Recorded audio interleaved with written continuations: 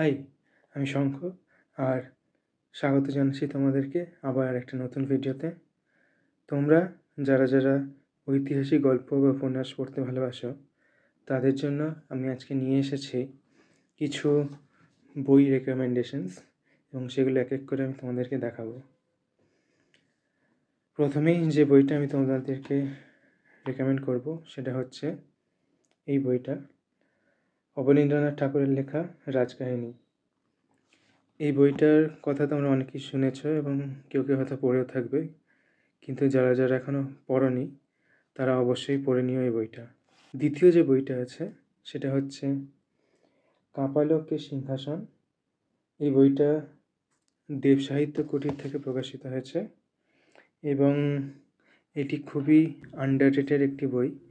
এই বইটা আমি কাউকে পড়তে দেখিনি এবং কাউকে রেকমেন্ডও করতে দেখিনি। এই বইটা আগে প্রকাশিত হতো এবং তারপরে এটা আউট অফ প্রিন্ট হয়ে যায় এবং এটা কিছুদিন হলো আবার নতুন করে প্রকাশ হওয়া শুরু হয়েছে। এই বইটা খুবই আন্ডাররেটেড একটা বই এবং আমার মনে হয় সবার এই বইটা পড়া উচিত।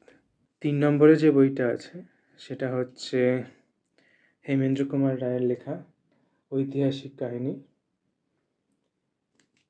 এই বইটা আমি আলাদা করে রেকমেন্ড করব, তার কারণ এই বইটা হচ্ছে তোমার পতিত পাবন পাবলিশার্সের। প্রথম কথা, এই বইটা অখণ্ড এবং এই বইটাতে আলাদা করে গল্প, উপন্যাস, ইতিহাস আশ্রিত রচনা আছে যেগুলো তুমি অন্য কোনো বইতে পাবে না যদি না তুমি আলাদা করে হেমেন্দ্র কুমার রায়ের রচনাবলী কেনো। এবং 4 নম্বরে যে বইটা আমি রেকমেন্ড করব, যেটা আমার কাছে এই মুহূর্তে নেই, সেটা হচ্ছে শরদিন্দু বন্দ্যোপাধ্যায়ের ঐতিহাসিক সমগ্র।